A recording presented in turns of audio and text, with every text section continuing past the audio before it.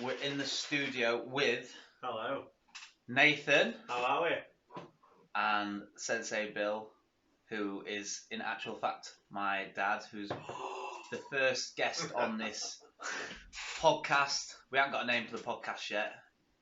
We're going to figure that out as we go along. But we're going to talk about Sensei Bill's journey.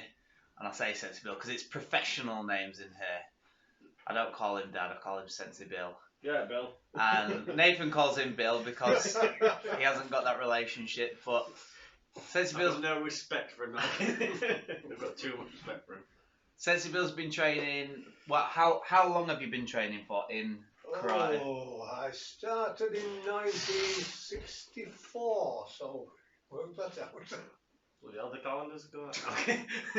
That's a long time. 1964. That's 6. Oh, God. 46. 56. Nice. Oh, I've lost it. Let's work that out. So we're in 2020, that's 20. So 64, that'd be 34. 34 years and 20, so 54 years. Yeah, there we go. 54 years you've been training.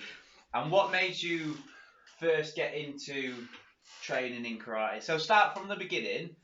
What was the first thing you heard of when it came to karate? What brought me to karate was I purchased a bull worker. I don't know if anybody knows what bull workers are. One of them. Big springs. Yeah. They're a spring, a telescopic spring that you push in this way, and there's two strong cables down the other side so that you can pull out. So it works both ways. Now, when I purchased this, when it arrived, they also sent me a booklet, and it was by a chap called Bobby Lowe, who trained Koikishinkai style with Mashitatsu Oyama. Looking through it and studying it and reading it, I got interested that way. After getting interested through the book, I was looking around for different clubs. And at that time, a chap advertised in, it was a paper from Hemsworth paper, advertising opening a club. And it actually showed him smashing a brick with his fist this way, right? Like a And hammer. I thought, How was he doing it? hammer Like fist. a hammer fist. Right. Definitely. All right. Yeah. And after viewing this photograph of him, I thought, this is for me. I've got to try this. So I got in contact with the chap, and I joined his club, YMCA in Hemsworth at that time. What was the name of the guy whose club you joined? The guy was Who was doing the advertisement? Guy. Do you know it's Wilf Surrett? Wilf Surrett. That was your very first sensei. Yeah. Who trained with a chap called Charles Mack. Wilf Surrett had travelled up from London and lived in this area. He trained down London with a sensei, Charles Mack. At that time, I'd never heard of Charles Mack. But as I got into it, I learned about him. He was a good trainer. He trained with the Japanese. So I trained with this chap in Hemsworth for 2 years, I think it will be. Yeah, around about 2 years. And then I decided to start a club up in Featherstone. Alright. What year was that? When would that have been then? 2 years, 64, 65, 66. 66. Well, soccer thing. Whereabouts in Featherstone were you? Because obviously I've been in Featherstone my entire life, so. Yeah, well, I started actually at the top of the junction in a small hall there. built the club up from maybe 2 members. We got, maybe 12 members, 13 members, 14 members. So we built the club up from there, and we moved to Travellers. Sorry, really quick. Opening day, what was the name of your club? Like, obviously, We had no name. no name. No, we had no name. Just a karate club. Just Featherstone Karate. That's the one. Yeah. Yes. From there, we moved to the top of the Travellers. I still believe they used to use it for something else at the same time. Like I another forget class. now. Another Anyway. class. But we used to train there. We used to get, I used to buy the KOA, the Karate and Oriental Arts magazine at that time. And in this magazine there were a club at Leeds, a renowned club, Leeds Shotokan Karate Club. I've heard of that one. Yeah. And it was in the prison. Where's the prison? Armley? Armley. Yeah. Armley Lodge Road. And it was small. It looked like what used to be a school hall, a disused school hall, but we used it for karate, and there were little rooms where they used it for wrestling or grappling or Yeah. What sort of judo? no judo. What, just sort of American wrestling, catch wrestling? That what you do? Jiu-jitsu. Jiu-jitsu. Oh, jiu-jitsu. Yeah, jiu-jitsu. Yeah. So we joined this club. Me and a friend of mine, Charles Stowe. We trained under a chap called Ronnie Wade. Yeah. Who was a well-known person at that time in the karate scene, because at that time, he was actually second dan international. Okay. And he'd just come back from they'd been holding a mini Olympics in South Africa. Oh, wow. Right. Yeah, that's that time. Going back to training, I enjoyed the training with him. I think it was beautiful, hard, very hard, tough, no gloves, no protection, nothing. So we come away with bruises down his arms and lumps on his arms for blocking, and maybe blood from noses. We would caught one another sparring. Were you at any point ever discouraged by that? Like, did you ever come away and think, I'm not built for this? Or No, we used to love it. We used to love it. We used to come back for more. She's psycho, that's why. But I mean, compared to how it is now, like you're talking about the contact and stuff like that. Like, how's that changed from how it is now? Because you're discussing you used to come back with bruises and welts and bloody noses. Was it full contact? Was it still controlled contact? How was it? It was supposed to be controlled contact. Yeah. But, as I say, we didn't have any gloves. But one person's control compared to another person's control could vary. Your 50% compared to my 50%. It was hard. It was hard sparring, hard fighting. And at the same time, a chap who's really well known on the karate scene, especially the Shotokan karate scene, well, I trained alongside of Bob Rhodes. We used to call him Knuckling Bob. I don't know if he can remember it or not, but we used to call him Knuckling Bob, because every time we walked in the dojo, he was there on Makiwara. And then we'd compare his knuckles, who's got biggest calluses on knuckles, Yeah. Bob, he was a good fighter. From sparring with him and watching him train, I knew he'd go a long, long way in karate, which he has done, Well, we had some good times. I mean, Sunday mornings, we used to train Sunday mornings, every Sunday mornings, a good art training session, and then straight down to the pub. Not a lot's changed, isn't there? Is it like? Not to throw a lot of beer down, but just to have one beer And a and social. a talk. Yeah, nice. You know, and Well, you it can't was do great. that now, can you? So. And then after talk, Bob would get in car and we'd take him down to. Well, I thought you were going to say you're driving home then. No. We used to take him down to Leeds, drop him off in Leeds, and he used to catch the the bus to Beeston where he lived. Right. And as I say,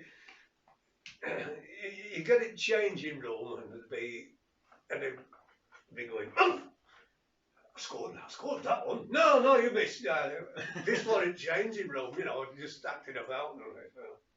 But once we got through that door in the dojo, that was it. Yeah. And it was very strict, very strict.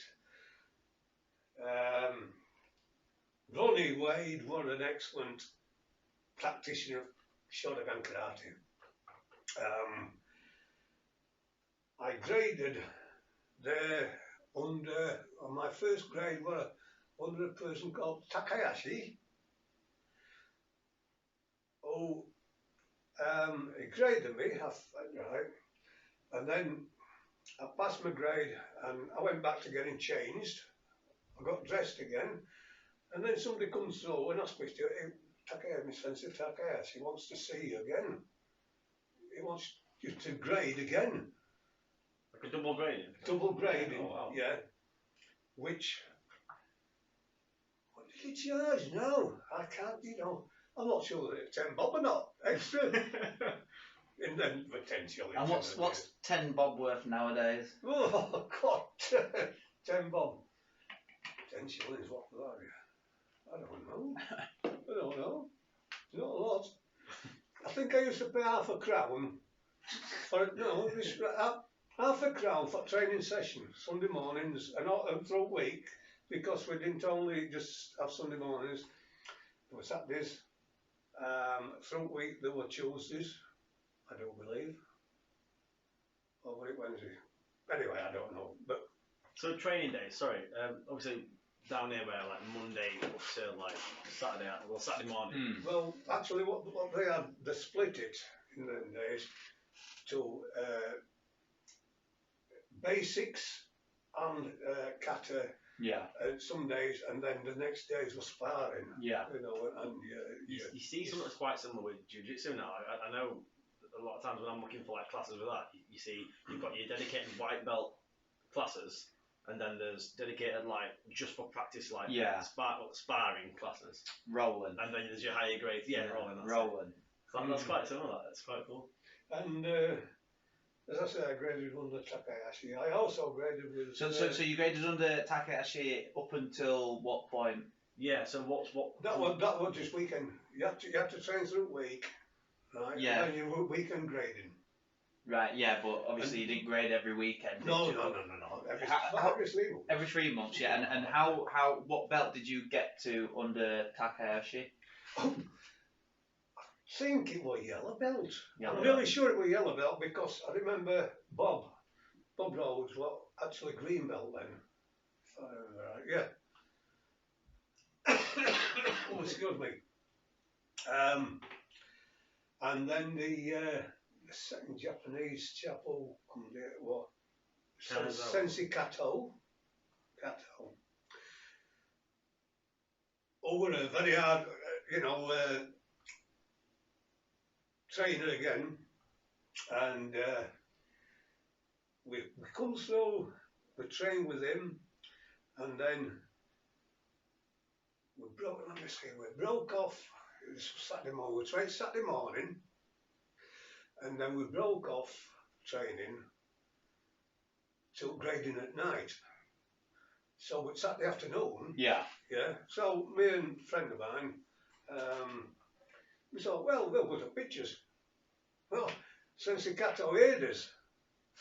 And he wanted to join with us. So we went to picture with Sensei Kato. And he talked like, no, but you think, Sensei Kato, yeah. No, Well, outside the dojo. outside the dojo, person, bang yeah. on. inside the dojo. Woof. Yeah. And did that help towards your next grading, going to the pictures room? Did that help towards Curry in favour. I think, thinking back, I'm really sure it was an American war thing, Yeah. you know. And he The would have film. been in his seat, well, and he's going, sit down. Oh, it'd be like pictures. Oh, yeah. Oh, yeah. There's one person I want to talk about. Obviously, you've got these different names and stuff, but obviously, for anyone that trains down here, there's a picture up in the changing rooms of you and a gentleman called, is it Kanazawa? Sensei Kanazawa. At Yes. what point, so obviously we're talking back here when you're like a yellow belt, what time period went before you got to here where you were Kanazawa and you're really like... Oh, no, well, early on, the KUGB, Karate Union Great Britain, and they still do it now. Every year they have all the clubs, KUGB clubs, all meet down at, what they call it, London? Crystal Palace. Yeah. Crystal Palace. What, that happens today still? Like that? Yeah, it's still every year. There's Oh, wow. quite a big place, is Crystal Palace for sporting events And like that. we used to all train as one big unit there. Yeah. When I do believe with about maybe 12, 13, 14 Japanese instructors, including Kanazawa. So KUGB at this point was like an affiliate of the JKA. Yes. But the UK, the Karate Union of Great Britain, so it was the British version of the JKA, Yes, essentially, yes, wasn't it? Yes. And the head chap, if I do remember, the KUGB, and I think still is Sensei Andy Sherry. Yes. Sensei Andy Sherry. Red Triangle, Liverpool. Yeah. A well-renowned club then. Yes, it is. Well-renowned. And they've brought some good instructors out and all. Them days, so in fact, going back to Crystal Palace, we got changed, walked into the main dojo, through the doors, and what got me, I looked right over to right hand side near the exit doors, and there's this chap sat down there, and his legs are just outside like this, you know, and I'm thinking, oh my God. And he was Teddy O'Neill. Oh yeah. Teddy O'Neill. Wow, good. Renowned for his for the wash. Oh, very good. Teddy O'Neill. Then you got Bobby Poynton. Rest in peace now. You know. Do you know, there's numerous people, and I just can't remember them. It's that long ago, you know. Andy Sherry I trained under. In fact, we had Andy Sherry up here for a weekend training. That was when we used to, so say, going back to clubs in Fellis with the Junction, with the Travellers, we moved from Travellers to Apenny Lane Club. Yeah. We moved from Apenny Lane Club to Barracks Gymnasium. Oh, wow. we found out they were disused. Yeah. Barracks Gymnasium. We were in contact with a counsellor, and he let us go in. It was filthy, and we cleaned it all spotless, all up. Stone floor, so in winter, God, it was like walking on cushions. You could see your feet were numb underneath. Yeah. Gripping floor. Yeah. Oh yeah. Bloody hell. Oh my God. We just can't ourselves lucky with that. It gets a bit cold in our day. Yeah, I but mean, we you just don't get can't. that nowadays. Health and safety wouldn't allow it, would they? We get nice, soft, matted floors Yeah, now. with no heating on, you know. It's got to suck it up. Well, as I say, we had Andy Sherry there, graders with a weekend training with the Andy Sherry graders, and then the year after, excuse me, back down to Crystal Palace next year, you know, and have another training session, weekly training session. Watch European Championships, watch British Championships Saturday, watch European Sunday, you know. Oh, there were one chap down there. Oh, I can't. Oh yeah. From your position, ready for sparring, so you've got that gap. This chap, as you may, bang, it finished. Really? Yeah, he did his spin, kick. Off the mark. Just one step, boom, boom, boom. Right. Right? Scored straight away, hip on, that was it, because hip on, or two or three, that was it in them days, not 3 or out, you know. Yeah. And I learned later, Dominic Villera. Oh yeah, I've heard. Who's very well known again, you know. And this was a chap who'd done it. Yeah. Oh, aye. Straight from. Yep. Nothing. It's just bang. That's it. That's it. 1, 2, 3 seconds, maybe. That sort of thing must put like air stand up like. I get goosebumps for that sort of stuff. Yeah. And for European Championships, well, different people introduced and all. There were besides the Japanese senseis. I mean, Cassie, he was a small chap, but Cassie were pretty big, but could he move? And a chap, I think it was from Germany, Murer, I bet he was only what? He was smaller than your man. So I bet he'd be only about 4'8". Yeah, but could he move? Blimey. Kato, Kanazawa, a chap called Sumi. I'll tell you about Sumi in a minute. HD Plea from France. Who? HD Plea. Oh right. There's books, you've got books out. I thought that were an abbreviation of something at first. HD sauce. HD Plea, yeah. Another chap I also saw down there, and I can't remember which year it was. Masoyama, he was there. And lots of people, you know.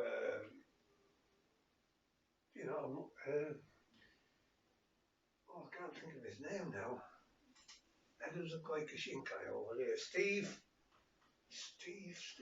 Ooh. I just can't remember. Let's call him Steve. Call him Steve, yeah. He was there. The breaking techniques, I saw with a baseball bat. Oh, Two people, and they put them at the back of the legs like this. One person was there, one person there. I know where this is going. So they'd have the bat there, and he'd come and smash it with his shin. Oh Christ! Oof. That's for cringe thinking about it. Yeah. How much of the training was developed, or not developed? How much of the training was geared towards conditioning your body?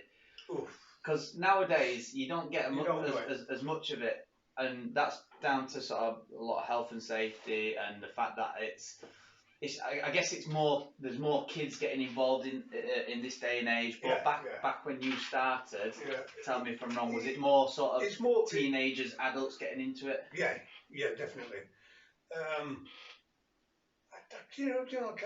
I can't remember little kids doing it then in them days. I just can't. I mean, it's become so accessible, and there's more clubs now than there's ever been before. Yeah. So obviously it's got a wider audience. But back then it was was it almost underground, or was it quite a well-known thing, training in karate? No, it weren't too well known then. Not then, no. I'm going back to Sensei Sumi. And we were trained down London. With the lineup, in a way to do the side splits.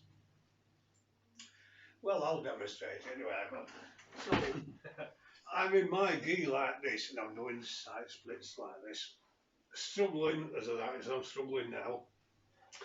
And the Sensei saw me stood there, only slight chap, you know, and he's going. And I looked at him, I thought, you can't do it same as me. And he must have read my mind, because he just looked up at me and smiled and went, and he went, Slid down. Yeah. Oh, God. Yeah. Japanese instructors were absolutely marvellous. You know, Sort of strict, best of the best. very sort of strict, thing. but marvellous, yeah. The conditioning side of it, well, when I started, more or less taekwondo, you know. How far did you get with taekwondo? I know you obviously you had your background's karate. There are some similarities, aren't there? But Yeah. would you say you sort of were more dipping your toes, or were you straight into that as well? Going into taekwondo from Japanese karate is very hard, because you trained in Japanese karate to pull your hip back, you know, low block hip back. In taekwondo, Everything square hip on. forward, Yeah. square on, yeah. And I trained then under Master Kiari, who I really admired, you know. He was again strict, but we only saw him every 3 months or so, Right, every 2 months, you know. My main instructor then was a chap called Brian O'Toole, and I'm nearly from Nottingham, yeah. Brian, actually, when we were training at Barracks Gymnasium in Pontefract, Brian turned up, introduced himself. Well, when I looked at his knuckles, they're up here, you know, and I thought... And this is when you were training karate, he turned up? Yeah. Sorry, I'm stood on you. And then the club were actually dwindling, and we couldn't afford to keep going to Leeds and getting instructors to come and, you know... Will this you in your sort of final stages, and you're thinking, look, like, you moved to these places, you thought you found your final place that you're going to be running from, and then you were sort of saying, look, you know, we're dwindling a little bit here. Yeah, well, so Ryan introduced himself, what he did. Not actually, I sparred with him the first session with Brian, and them days with Shotokan, you didn't have fancy kicks, jump, flying fingers, you didn't have them. So Mowashi-geri, Mai-geri, Yoko-geri, that's mainly about it. Very straight line attacks, yeah. I mean, let's be fair though, if you're watching, like, if we go to competitions quite often, what are the things that work? It's the simpler, straightforward. So, I mean, yeah, you get the odd, like, you know, thing where the fancy kick scores and it wins, it's impressive. Andy Sherry went all the way through to British Championships to win it. Just with Garakazuki, you know. That's, as I say, Ryan O'Toole. I sparred with him, and he come out with this fancy, well, I've never seen before, jump spin back kick, which he caught me with. But then he followed it up, bang, with knife hand, woof. But he didn't pull it, or he didn't seem to pull it, and he caught me straight in lips, both with lips. And I thought, oh, taste it. Yeah. So anyway, just acknowledge it, you know, and started again. I thought, you know, we'll have a... and then I got him straight off, you know. What were you throwing when you caught him? What were you trying to do? What? Did you time a punch? What did you do? Timed a punch. What was about to kick you? Yeah, yeah. And come straight in, and no disrespect, but from then on, it tended to ease off with me in the fighting, if you know what I mean. There was some common respect gained between you both. Yeah. So I always find you get more respect from people when you actually get into a fist fight with them, whether it's in training. This is something I want to bring up actually. I'm watching. There's a guy on.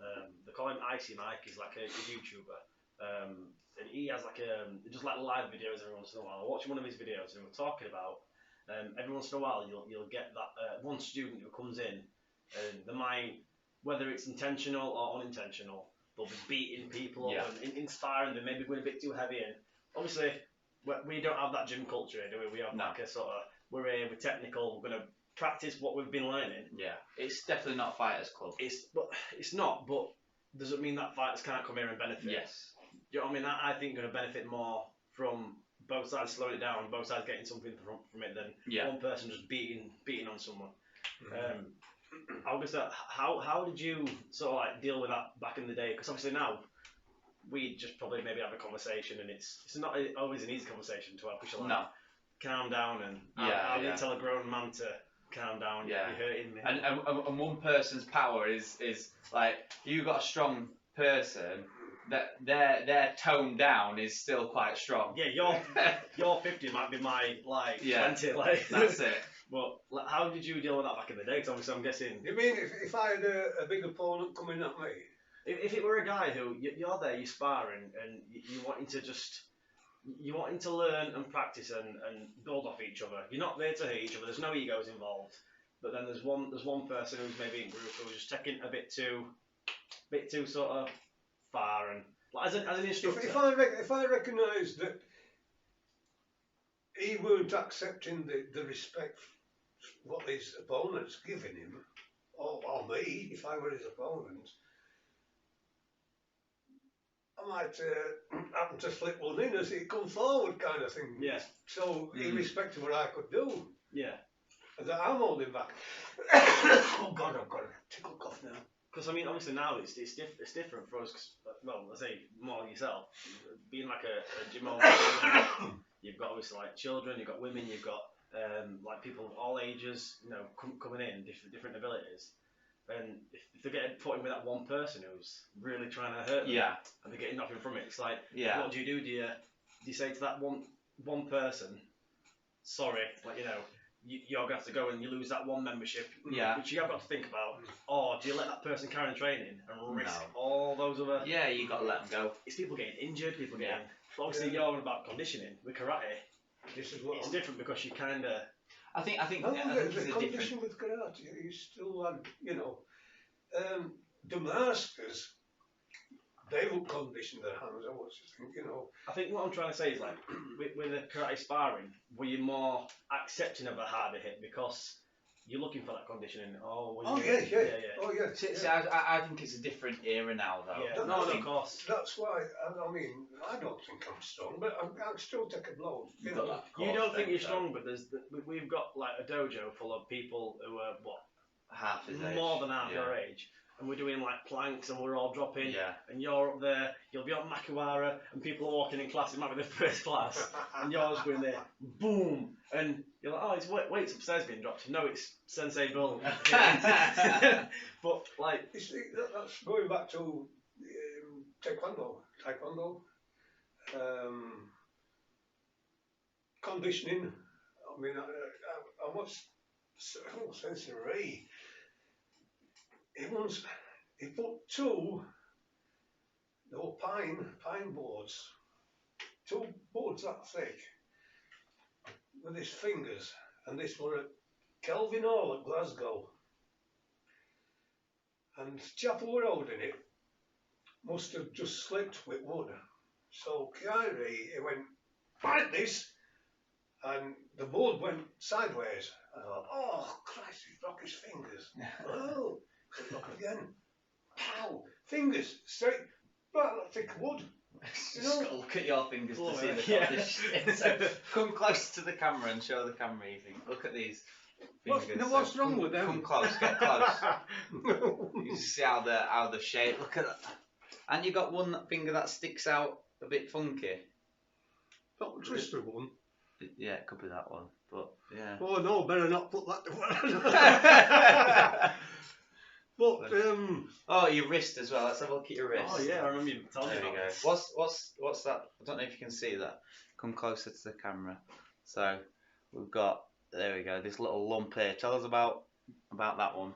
that I did during Taekwondo. We used to have a wooden trestle to hold the boards in so it was more solid rather than people holding it. And I decided to do a ridge and strike through the wood, right? But I didn't get my hand in the right position. I had it like so, which when I hit the wood, whipped it round. Oh, that's, Yeah.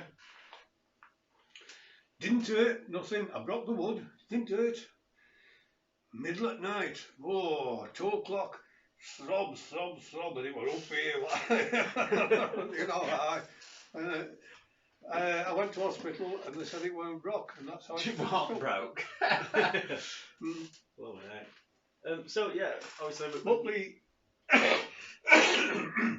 Oh, sorry. the conditioning side of it, I've been at it for years and years, and I'm still do it.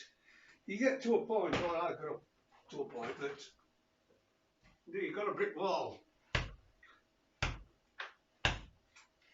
A solid breeze block. If I do that, I'd break my hand. That years and years of conditioning, you know. It's hard, but I mean, you can see it there, like. Oh yeah. I mean, what is that? Is that bone or is that callus? Is it increased bone density? it is. Yeah. Yeah. I won't want to get smacked by one. Because you can do it multiple ways, can't you? You can build calluses But to with build, skin calluses or increase bone density. that's it. Your skin callus only protects your bone. If you know what I mean, it protects so you don't split your skin. Yeah. Then you've got to go on again further to Build up the Build the bone bone. density. Yeah. And that's what it is. You've essentially just got permanent knuckle dusters attached to your fist, That's haven't you? right, yeah. I mean, when I'm training, I definitely don't enjoy partnering with Sensei Bill just because every part of his body it does feel just like a weapon. So if you block so lucky and he's punching you, his arm stays still and your arm stops and your arm throbs. The thing is, I'm at that. I'm in like a place where I'm like, I really want to achieve that, but then There's a lot of commitment involved in. I see what there. he has to do to get there. I'm thinking, can I do it? Can I It's do daily it? practice, isn't it? It's daily commitment And to sacrifice. To be fair, like That's I mean, when Sensei Davis come over, Chris, right? When we trained at school, and I partnered him in one step, on committee or someone committee, you know. And it was, and I'd go like this, bang, you know, and he'd block, and he'd, oh, Christ. And I'm thinking, what yours thoughts that's done? And I'm thinking, why aren't you like me? I think it's because it has moved on. It's not. There's not that focus like there is now. Like no. How many conditioning sessions have I done? Like if anyone don't know, obviously, I'm fair enough. I'm black belt in kickboxing now, but in karate I'm only a green belt. Like I'm learning from this is my day now, and as far as conditioning drills have gone, we've really only ever done maybe 2 classes in the entire time I've been here. I've not always trained karate while I've been here. It's only something I started very recently in it, but conditioning wise, we've never actually really done those drills. So no. It has moved on. I can imagine you would have had dedicated periods of time where you just it was good actually because you got your partner there, and if you were better you than me. so you got Soto, like both do it together, right? Oh God! So you got Soto hooking there. Show me again. Oh. Right? Here. Come on, twist. Blow it then. Oh, keep going. You ain't keep going. And So you get somebody, bang, and they hit you like this, and you think, bang, my turn, right? And It's like one of it's those actually slapping got- competitions. it's Who actually- can slap the hardest? it's actually built that spirit up, thinking, What a you're machine. not going to get me, Yeah. I'm going to get you, kind of thing. So do you think there was more, rather than a priority on actual conditioning, the body, there was a priority on conditioning the mind? Oh, definitely. Oh, yeah, definitely. I think you see that, especially like when we're about to the plank position. I don't think it's that the people at the gym can't physically do it, because they can. I think it's Mental strength. It's you're telling yourself, oh, Yeah. this hurts, and you're like, stop. Whereas you're probably now at a point where you're thinking, yeah, it hurts, but I can do it. Like, there's mental toughness wise, I think that's what it is. I envy the most, is having that. Yeah, but mine is relatively small time period. I mean, mine lasts 6 minutes, right? 6 minutes plank though is still But- incredible. But like. did a chap not long since did how 7 many hours? wasn't it? 7 hours? Oh, 7 hours. God. But let's put this into perspective, sorry. If you don't mind me asking, what is your age currently? 34. I've been 34 last a long time. I'm 72. 72. So at 72-year-old, doing what, a 6-minute plank, well, your last time recorded, that's fair going. There's people at 72 and I think it's the you don't use it, you lose it sort of thing. But like, there's people at 72 there. They've got people going to shops for them, and Yeah. Your push-ups, again, they're good, for strengthening shoulders and all this. I once did a sponsored push-up, I think it was for a cancer group, and the tape were how many I could do over 60 seconds, right, 60 seconds, and I did 57. One arm push-ups. one arm. Yeah, one arm push-ups. Well, this on your fingertips. You've got Danny Logan doing the 80 double. Yeah, so just one arm. I got to a point when I could bounce. I mean, this was going back a while. Actually, push and bounce on one Your arm. knuckles are hitting back, and Blimey, no. I was going to say this. Like, so we've got another instructor down here that's boxing, Danny, and like. It's obviously he did a program recently with the kids where he's talking about like he's doing it with me. I did a PT with him and we recorded my times to see how many press ups could do, how many sit ups in a minute, and then the idea was that after we run through the course, the program, at the end you retry and you see where you are.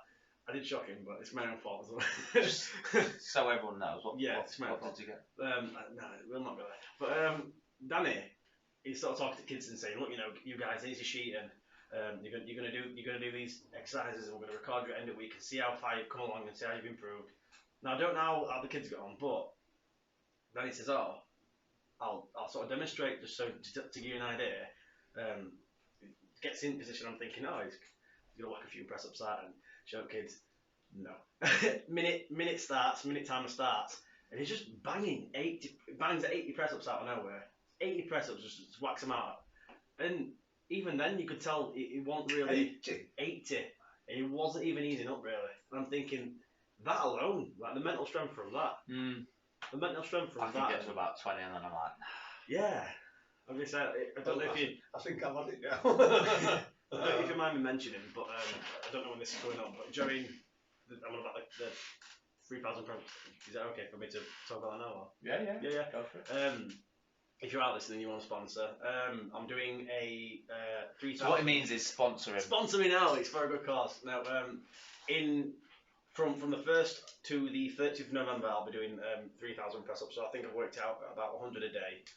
I might not do it in 100 at a time, but No, I think you've got to stay consistent with it though. definitely. Oh no, definitely I'll be doing it. In terms of that recording though, do you think it's worth putting out there, or do you think people would want that proof? Or I think do it for yourself. oh yeah, definitely. But I mean that's hard, that, isn't it? Yeah, it's going to be tough. You think you can do I it? think Danny could do it. Get up in the So morning. it's 100 push-ups a day. 100 press ups a day. You've smashed that. Yeah, but I won't be able to just bang out like that. No, but you do them. You set yourself little checkpoints, don't you? Little goals. Do them in sets of 10, maybe. You'll get so far to like 30, and then you'll fatigue, and then you have to do them in sets of 10. That's and that's the best way to do it. That's how I did with them. Yeah. Push-ups in sets of 10. Yeah. Instead of going 1, 2, 3, you got to 20, 21, 22, and it's going through your mind. Oh God, someone, Yeah. But do them in sets. It's easier. And I'm recommending me little blocks on board and go that way. Yeah, you've been doing that, yeah. Yeah. I wanted to ask one more thing as well, like in terms of karate and stuff. What were your approach to your so you've opened your doors and stuff, and you've got your first lot of students coming in. What were your first lesson? What were your first approach? How did you go about that? Like, did you set up lines? What drills did you do? And The drill will just warm up and then straight into it. After this chap, I'll go back to it and I'll say supposedly trained with Charles Mack. When we joined Leeds Shotokan Karate from him, we found out that he couldn't grade us. So I weren't a green belt then, I went back to white belt, right? And a lot of his techniques, what he showed us, were absolute rubbish. I remember you told me about this. The guy who broke the bricks and then I remember you saying this. So is this the guy who you trained in Hemsworth with? Yes. Yeah. So he was duped. Yeah. We trained in the YMCA, as I've explained, and then we moved down to the I think it was the Victoria pub, a little bit further down the road. Queen Victoria, I think it was. And we trained upstairs for so long, and then one night we turned up. This was me and Gaz turned up, and they said no training upstairs now, finished. Why? And it's just gone. Why? Disappeared. It disappeared, and he hadn't been paying rent for all or nothing, just disappeared. Oh, right. How many people was attending this club at that time? Was it a busy class? It got a fair few. Yeah. And did anyone know what actually happened to him in the end? No. No, and you never heard out from him since. No. All right. No. That's crazy. He just took everyone's money and went. Wow. Sorry, I was going to say, obviously we've got yourself who's down here training at the minute. We've also got like Sensei Pete, who you've known for a good few years. At what point did you and Sensei Pete cross paths? And I know he's been there for a big part of your journey, hasn't he? He's been there for quite a big. Yeah. Pete was there early on when, not as early as I trained. I think maybe Pete Quinn and how would it be? Maybe 69, something like that. And he used to train with us then. Was this Taekwondo first? No, 69, but no, we were so at Leeds. Oh, right, yeah. we once, this is a good one. The Featherstone, Ronnie Wade, he organised a bit of a interclub, but it were interclub between Featherstone and Leeds. Yeah. I think all 5 of us, it's a long time ago, I think all 5 of us went through anyway. And I was saying to him, I remember, don't let them put you off. They might do these things, just ignore them, sink one in. So, I'll give you a result.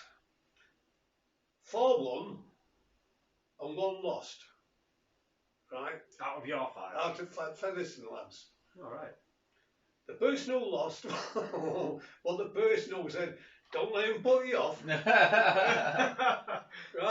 Now, I don't remember his name, they called it Tommy. Leeds Shotokan. And he'd come out like this, like this, ready. And he'd go, and he'd got a great big gap in front of his teeth there, one missing all a gap or something. And he went, bang. He just scored, I was like, That his party trick, was it? Well, this with Sensei Pete then? What Sensei Pete? Sensei Pete won. Oh, wow. The one is. And then, this is my, not claim to fame, but Bob Rhodes were renowned, and he still is. I admire Bob for what he's done.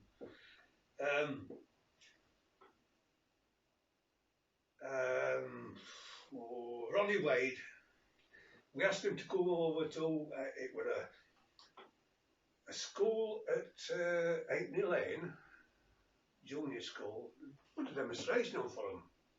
So we did. Put a demonstration on a few things and then demonstrated kata with Ronnie Wade. He would demonstrate moves. And then he went into sparring. And I got against Bob Rhodes then, you know. And I actually won him. Wow. Wow, you know. But I mean, he come on a lot from then. It's always a nice feeling though, isn't it? When you're not best at, well, yeah, I suppose you're better than, but when there's someone you're respecting, you're able to get there, and you think, oh wow, I've done that. So it is an incredible feeling, achievement-wise. After saying that, that were early days. Bob, when I went into Taekwondo, Bob actually went into British team then, I think, and he gained then, you know. So, and then I wish I could see him again, Bill. I've been in touch with him, you know. Get him down, podcast. So after you'd done your Taekwondo training, you went back into Shotokan, didn't you? I did them both at the same time. You did them both at the same time? Yeah. How did you find training both styles at the same time? Because you mentioned before the differences in the styles, it must have thrown you. You got to shut off on one. Yeah. Just shut your mind off. Go on that. Yeah. Shut your mind off. If you win Shotokan, shut your mind off Taekwondo. Mm. You know. Other than Taekwondo and karate, was there anything else? Obviously, like Thai's had a right go up, like kickboxing and like. No, you've always just done two. Never any desire. My mother. I think he'd have been a hell of a boxer. Like. My mother. My school days, I was a very fast runner. Not me fast. She was going to take me to athletic club at Will Park, Halifax. Going back a long, long time to get me trained there, and I wouldn't tell it, you know. Tried weightlifting. I can't get into that. What else? That's right. Something else, but I can't get into that. And this is the only thing that's really got me. Yeah. You know. I really. And I love it. Yeah. Love it. That really resonates with me. I all my friends at school, growing up, football mad. They knew what players were on what teams. Rugby. I had no idea. Completely clueless. See, Featherstone, the rugby team. Everybody's it's a big rugby town, yeah. Yeah. Everybody's rugby. Karate, they never did it. No. You couldn't get anybody in. Rugby players. You know. It was so weird when I finally got to doing kickboxing and trying boxing and things like that, because I won't say I was good at it. I was never just good at it. I think obviously I came down and I just turned up, and it took me a while to get to where I've got to now.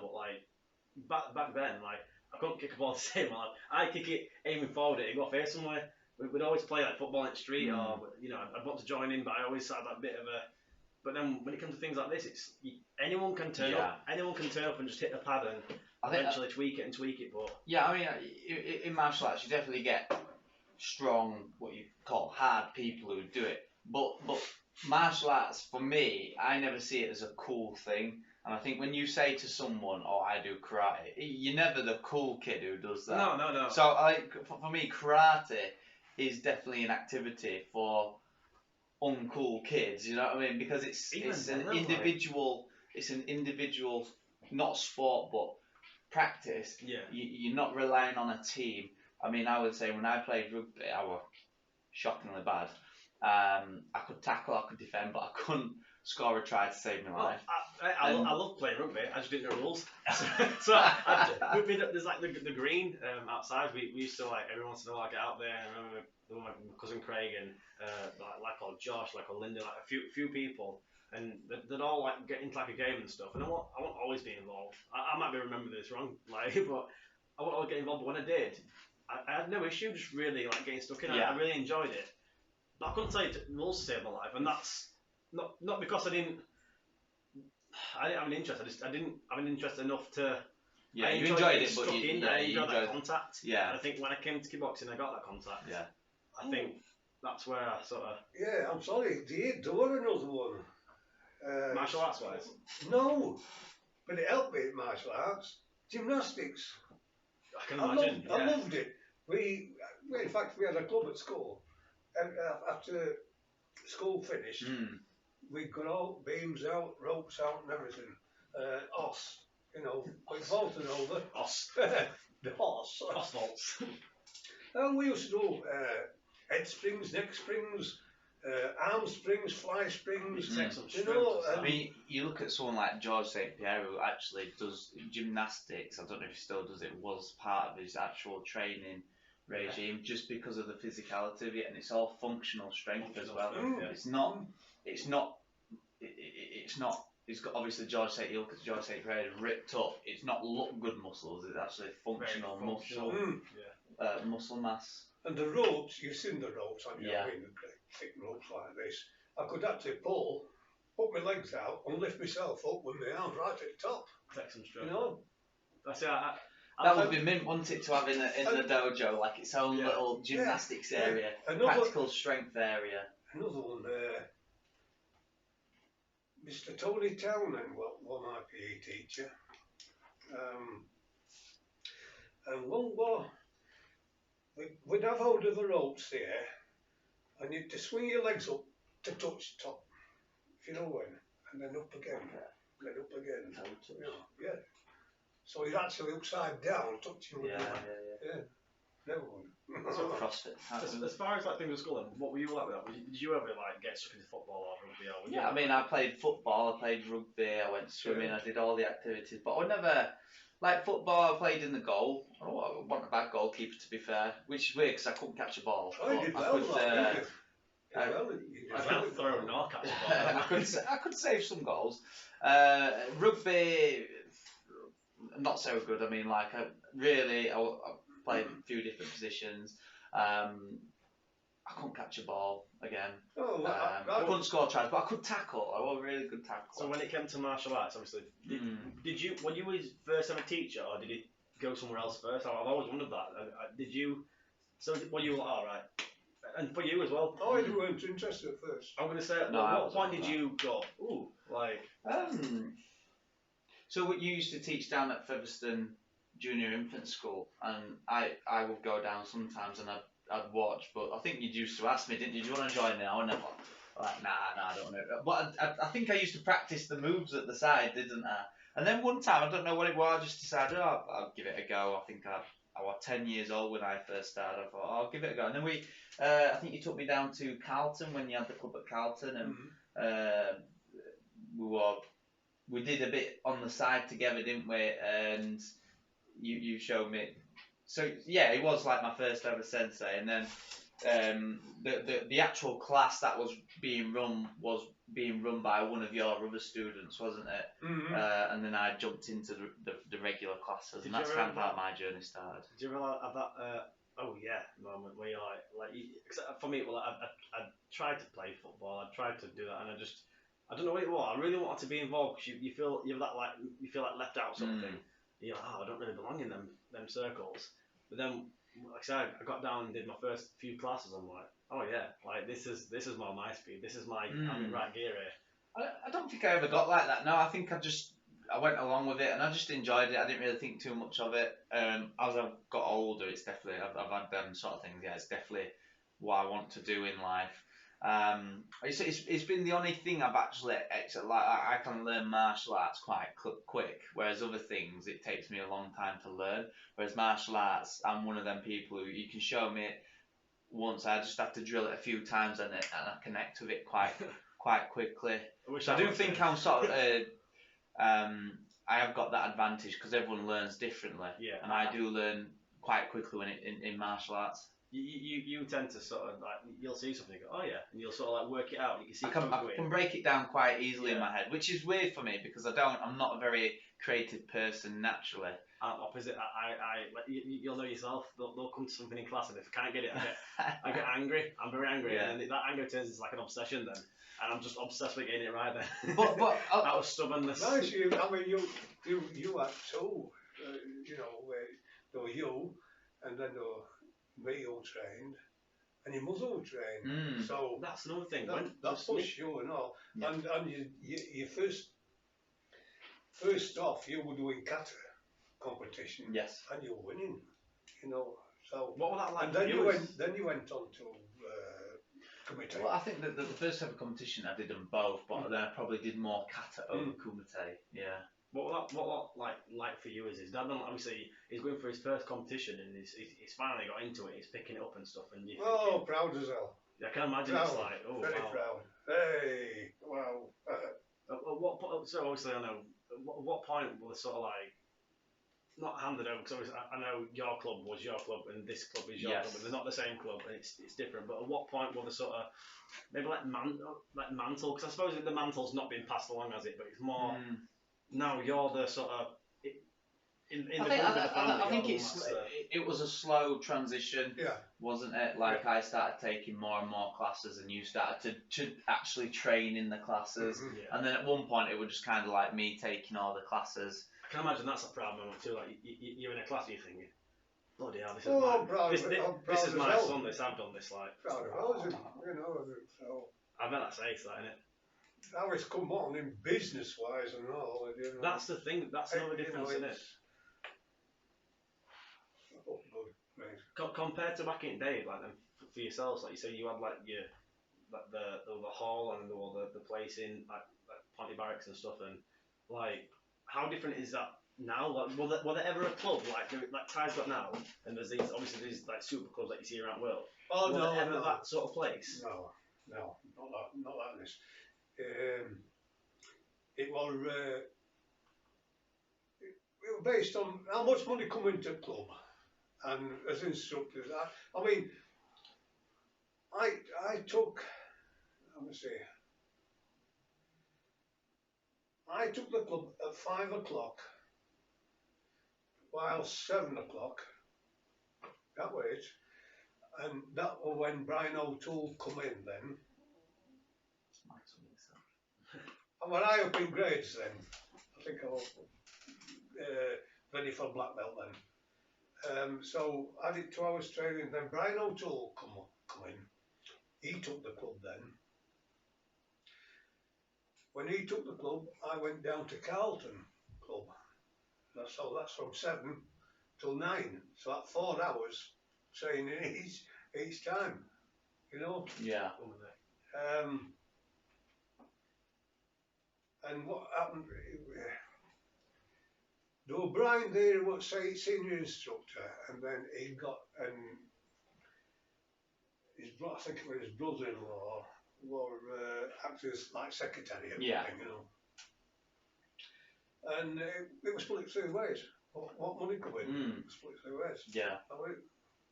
Money in my pocket, Yeah.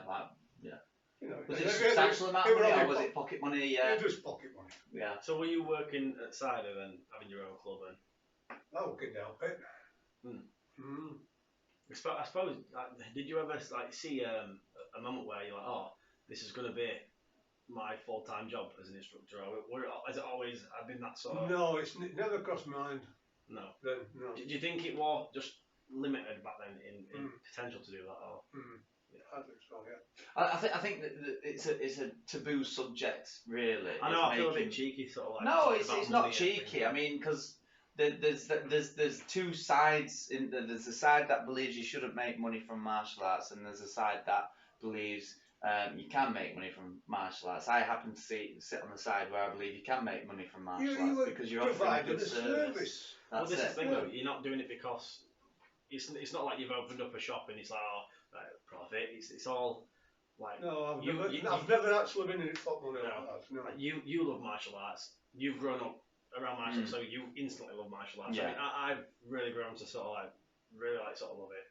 And like I was saying before this, my job before this, obviously, if anyone don't know, like I'm lucky enough to work down here now. Like this is my job. I get to do this as my job. Like That's like the dream. That's awesome. I mean, like, it's not because like, oh, I can make money doing it. It's like, I love doing it, and now it's my day to day. It's paying the bills. And compared to sort of the job you were doing before, 10 like, times better. what? 10 times Like, talk better. us through like your average day here. Average day here. So, What's it involved? I mean, because we still work. But but it's just totally different. I mean, unless you actually do it, it's not. So, like I said, It's not like any other job out there, is it? No. I mean, there's some things that I like any other job out there because there are those things I need doing. So, mopping the floors, like wiping round, making sure things are clean for when students get in, like processing things through the till. If someone wants to drink, you're going to put it through the till. So, there are those common things that come into play like it. But then the other stuff is like lesson plans. Now, you don't mind lesson plan because you start getting excited about, then what can we do? And I think they really like to do this, and you get excited, and then like you pull a class off, and you're thinking, oh, is this going to work? And you're like, I hope it's going to work. And you try something new with them, and you try to sort of spice it up. And granted, it's harder now with COVID-19 and all this sort of stuff, but you do a class and it's a hit, and people are like, oh, that's good, I like that, and you're like, you get a buzz from it. You definitely do. I mean, some of the evenings I come away, like I say, everything, the stars align, you get everything perfect. You come away from the evening absolutely buzzing. It's challenging as well because, like, for example, and I always use it as an example when I did my first sort of like the sort of step kick, like you bouncing your leg and you're firing it up off my lead leg. And I struggled with that for ages, and I just couldn't get it. And then I finally got it, and I'm trying to teach it to someone else. I think we're doing a PT. I'm trying to take a PT and teach someone this kick because they're asking me about it. And they weren't getting it. I'm thinking, why aren't you getting it? And I'm thinking, oh, it's because you don't learn the way I learn. Yes. So there's that too. And you've got a full class of people that all learn different ways. Yeah. And in that hour, you've got to show little Jimmy, show little Sally exactly, like try and get them to do the kick, but in different ways. You've got to be adaptable. And I mean, on the surface of it, like teaching martial arts looks so easy. No. It's you can't think like that because when you're in the lineup and the instructor's teaching, and I've been there before, you think, oh, I could do that piece of this. When you stand at the front, everything changes. You get a bit of stage fright, and I still get there sometimes. I look up and I think, crap. And there's a little bit of fun. We get some kids are like, oh, we want to set stretch, so we'll get someone to set the stretch, and we usually obviously we'll pick people that we think are going to excel at it, and normally I go for like, you're a gobby one, come on then, like, you know, because there's some kids that come in, they've got character. Yeah, I think you definitely got to be careful with who you do it with, because I mean, it's all about building the confidence of kids. Yeah. You can choose, you choose the louder ones who are confident, which is great. And I think you've also got to choose the ones who are quieter, but who you know can deal with the pressure, because you could put someone else to the front who would just fall apart if it's too soon, and just take their confidence out straight away. What I mean though is that you might get that sort of like we've got the class clowns, you know, we've got the people that are the jokers and the characters, and we love them and stuff. And you say, oh, do you fancy doing stretch? Do you fancy giving it a go? And they're like, oh yeah. And then they get there, and during class they're going, oh, Sensei, and the voice is there, and there's that confidence. They get to front and they go, go to the left, and they go. They're suddenly really quiet, and you're like, come on. So, but then you think, oh wow, how far have I come on? Because like back then when I first tried doing it, I'm like, I was saying, and the other thing is, I was petrified. Like, everyone's an individual, and you've got to know each person's strengths individually, and you can't, like you say, you can't treat one person the same as you treat someone else, and everyone's got to have a different approach. When you look at kids who come in with autism, you can't treat them the same who are just sort of kids who get on with it anyway. You got to have a different approach to them, and that's where it's challenging. So there is a lot to think about when it comes to martial arts instructing.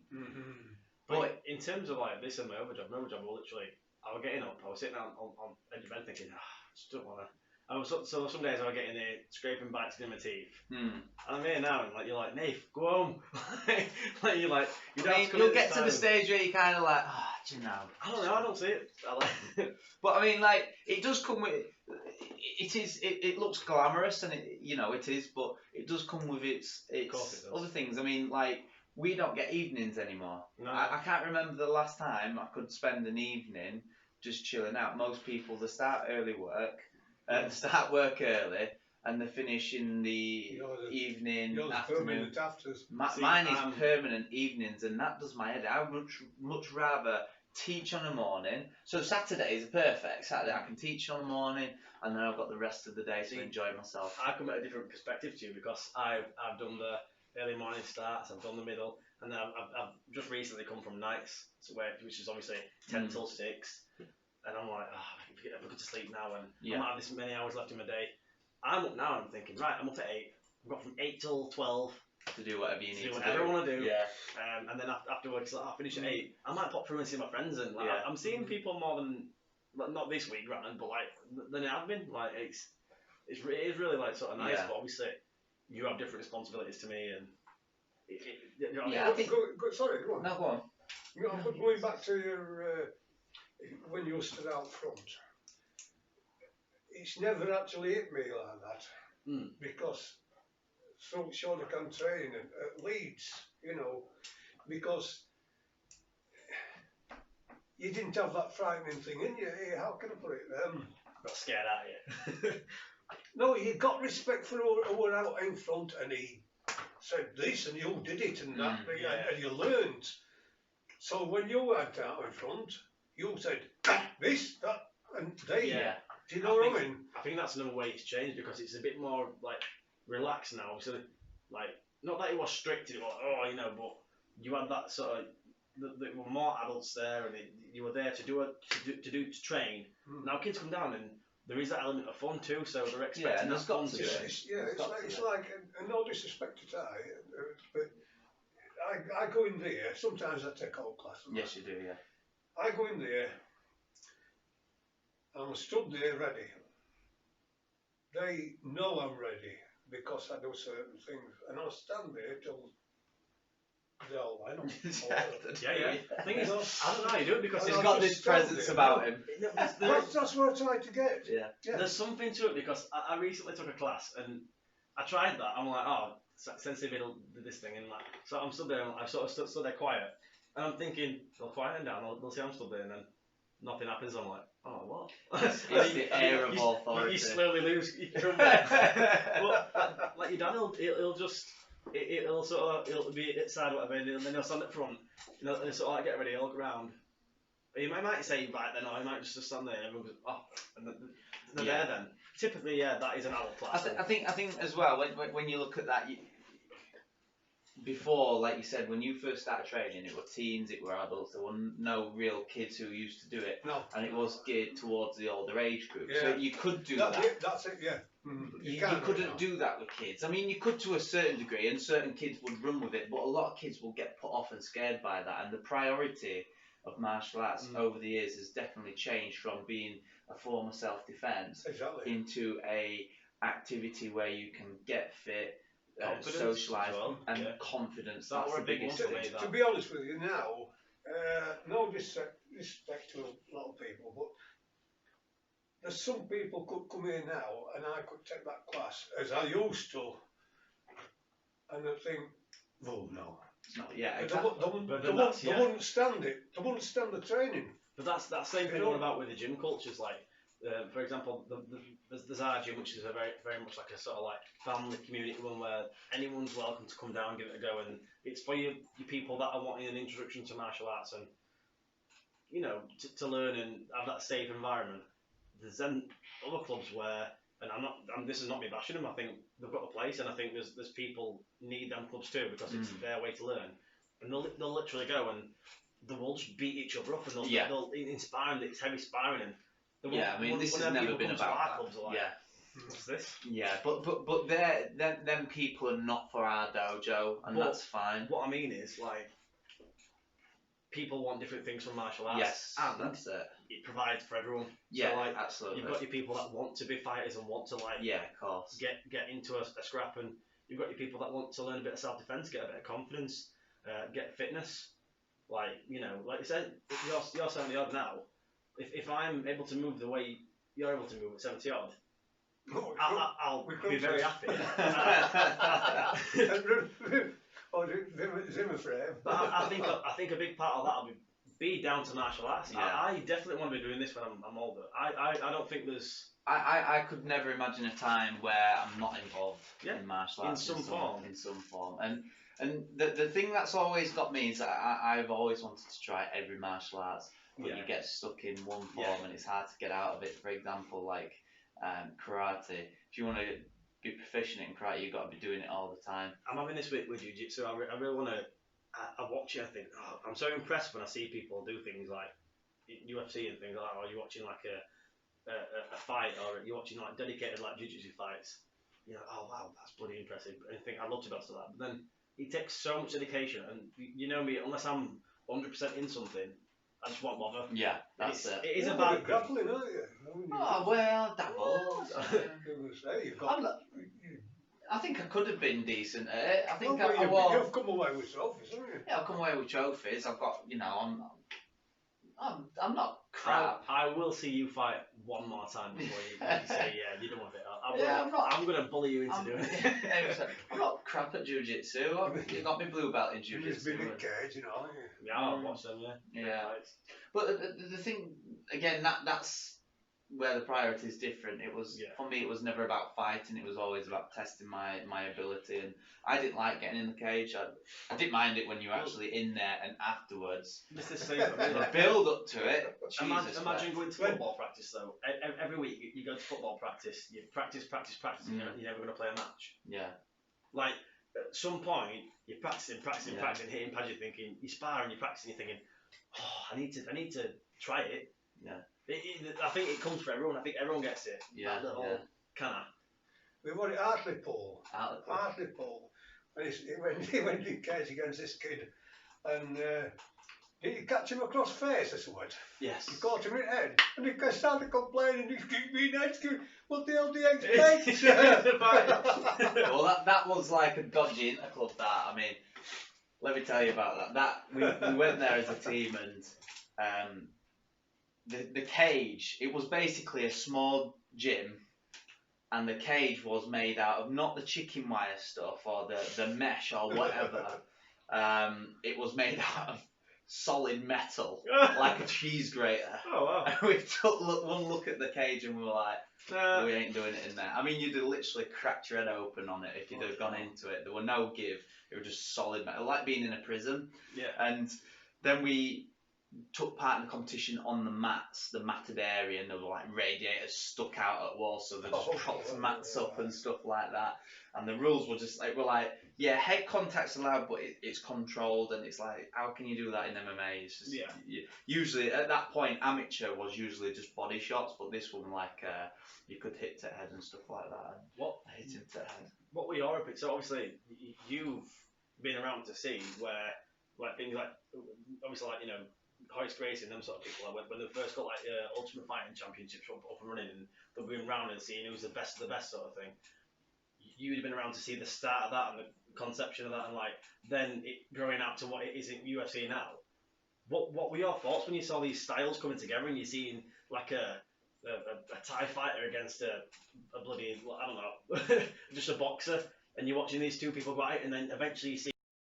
Oh guys, sorry, we lost you for a minute because the phone died. But I was asking, so you've got like a Muay Thai fighter, you've got a boxer, and you're seeing these two styles clash, and then you see in the next fight there's I don't know, like a jiu-jitsu guy against like a Greco-Roman wrestler, and like you've got them two styles mixing, but then eventually you're seeing a guy who's got a bit of boxing, bit of wrestling, bit of Thai boxing, bit of judo. You see it evolve and evolve. I admire them. But you've got these fighters now who are champions, and they're everywhere. They've got a bit of everything, like a really well-rounded fighter. Yeah, I admire them. Do you ever think like, you'd have gone that path? Do you ever think you'd have tried to sort of change that up? No. I went. Never been supple enough. But I mean, the way they do it, no.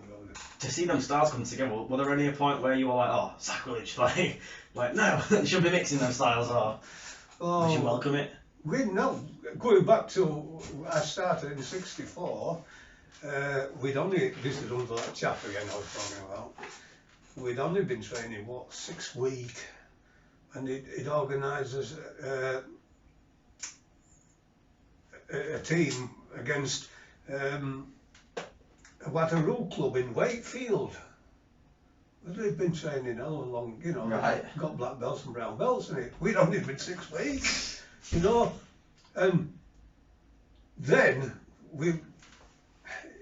how can I put it? It builds you up in your mind that you're in, nobody can get you know, because you do karate kind of thing. No, I'm going to win. I do karate.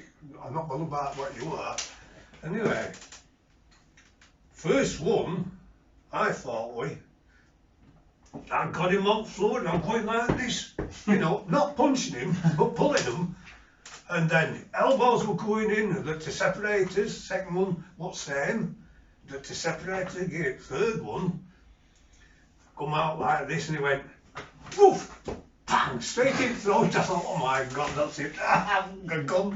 What do you think when you see these fights and you've got like people like battle running like and the open hand just like on slapping craze. on hitting people and like hits to the liver and you see him get dropped and then there's people on the floor like football kick him in the head and I think it's all right now, but what happens when you get a little bit older? No, that's what I mean. And your Like, kidneys packing and I think it's crazy though watching it all like unfold. Like you've practiced one martial arts your entire life, and then you try out something like taekwondo, and then you see all these styles starting to mix and stuff. And obviously, Well, I think for you maybe, for me, because I guess I've grown up in the modern era where that was already a thing, so it's all, for us, it's all we've known. I think going back to Shotokan, as I was saying, in them days it was just your basic techniques, one straight line. I think who brought it out where you got these Urumawashi Gary and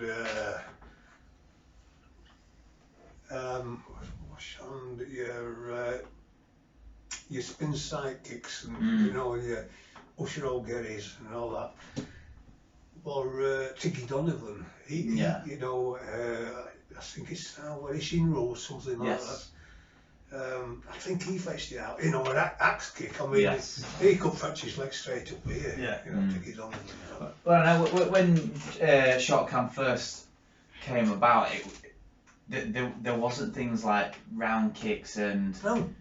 There were front kicks, there were maybe side kicks. It was very straight line, but then I forget the name. Is it Nakayama? Yeah. I think he introduced Yeah. round kicks and sport kumite. You know, because the way Shotokan karate is a Japanese martial arts, whereas original karate is not actually. People think it's Japanese. It's not. It's Okinawan. And there were no sparring when karate was first a thing. It was only sort of as it went over to Japan, they wanted to make it more appealing for a Japanese audience. Well, was it because it's something to do with boxing, wasn't it? Like they had the Western boxing. I think the Japanese were looking for some sort of like competitor, like an answer to boxing, Western boxing. I don't know about that, but what I do know is because there's quite a famous story of like a big German boxer, or like maybe German or Russian, big guy, and he's sort of like doing like having fights and stuff, and it's. I might be wrong here. I'm sure. I think I watched a video. Is it Jesse Ankamp on YouTube? We were saying about how they're like an old guy in the audience, and they're like, oh, who wants to fight this? Who wants to fight him next? Who wants to fight him next? And this little old bloke puts his hand up, and they're all like, oh yeah, surely not. But then he beats him, and that's when obviously like with Japanese and like they're seeing the displays as well. But Gichin Funakoshi was the one who took it over to Japan. Well, that is sort of like look at this, like a. Yeah, but that's where he introduced the longer stances in karate. The stances. Karate was actually predominantly a close quarter. Shotokan exaggerated. Yeah. Short. I mean, people don't. I mean, I didn't know when I first started karate, but karate in its full actual form's got like throws and everything on it. Yes, it was very close quarter base and stuff. And yeah, it was very much close quarter base. So these blocks that we do now, like uchuki, agyoki, probably had in its original form was some kind of grappling move, and you wouldn't use it like in Shotokan, we use them as blocks against strikes, but in reality, they were probably like joint locks. In class of day when we're last I show. Yeah. And we're here and when you showed me the bunkai. When I see the bunkai, yeah, with the elbow, you know, you've got you're coming round with it. Yeah. Things like that. Like that must be. The Shotokan katas have changed in form compared to how they were originally. Well, not massively. There were never like different styles at one point. Well, there was karate, and then over time it's become styles and. Yeah, and it's branched out, and people have added their own things. Yeah. But Shotokan has become a style which is very heavily based around form over function, in my opinion. When you look at the bunkai, it's hard to interpret what the bunkai is in a Shotokan kata because you look at the stances that you would never fight someone in a real deep back stance. Unless you're trained in your experience and you really know what you guys know. You can watch Karen and go, oh, that's this, that you do this, you do that. That's what this part is. For me, I'm like, oh, well, what is that bit? Because I'm still learning. Yeah. But kata is you're going against different opponents. That's fine enough. But it's a drill. Yes. You wouldn't walk down the lane with long stances like this. You do it in there. It's all exercise and stretch. Yeah. So each movement works that way. Exercise, stretch, legs, stretch. I know you say you won't walk down the lane with like big long legs, walking like that, but there are some people in Fev that do walk like that. Don't look at me when you say that. No, I agree with that. Yeah, there is that sort of when you first do a class, you're thinking, how is this going to help me in self-defense? Yeah. But then, like you said, with the bunkai and stuff like that, it's not just that. It's a light workout for one. It is, yeah. I mean, the priority is definitely different for me. When you're doing kumite, you're thinking, oh, actually, yeah, fair enough. Like I struggle learning katas, but when I've got the bunkai alongside of it, I think, oh, fair enough then. Makes more because sense, yeah. It sounds, I don't know, I might be wrong, but like, for example, what was the movement we did? I think it was with the block, when like, your foot comes over, it's like a block, and then your arm's there too, and that's a block too. And when you're explaining what the aim of it is, I'm like, alright. And I seem to be able to do the movement better because I've got a better understanding of what my body's trying to do, or in that scenario. Yeah, I mean, there's 3 different types of bunkai. You've got basically your bunkai that is what it looks like on the surface. So, like going back to that move, you're blocking with your foot, you're blocking with your arm, and you're doing a double punch. That's fine. In reality, it's not practical. Oh no, but when you've got that in your head, that helps you understand it. Yeah, it helps you understand how the body's meant to work and how you get the most from your body.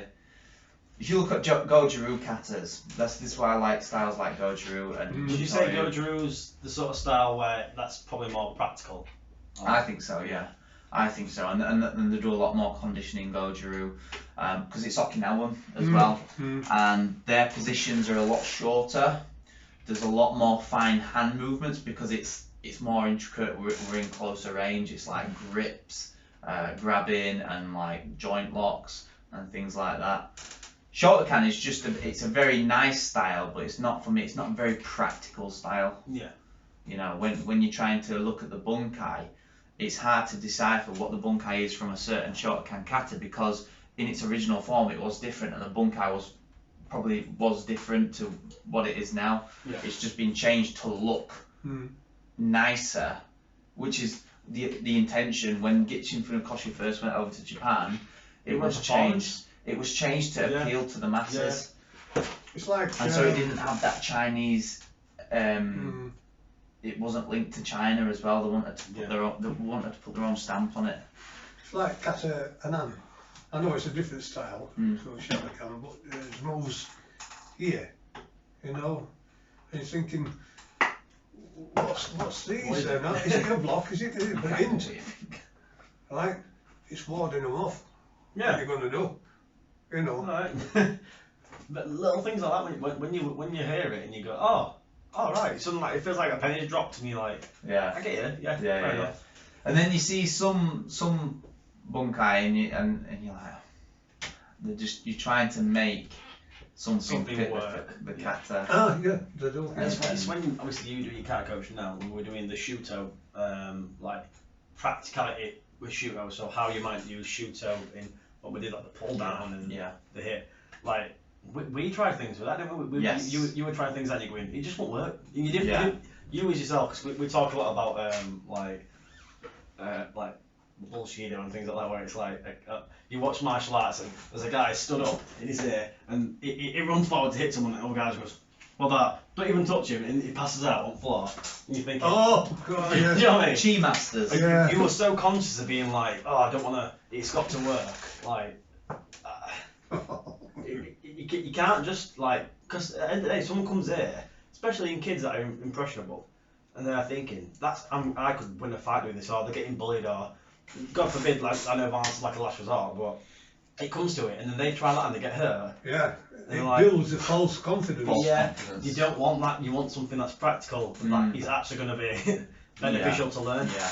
From a self-defense standpoint. Yeah, absolutely. But what you're saying there, if you train and train and train, it becomes you don't have to think. It's a reaction. What's going on? An example, and I got into serious bother for this. Funny fact, we used to knock about, go have a drink Saturday nights, and stood in this door hole, and I'm looking through a window in this door, and all of a sudden, hands grabbed me and spun me round, and I didn't know what were happening. Well, and I didn't even think to do it. You don't have time to think. These went straight up. Wow! He went down flat out. Yeah.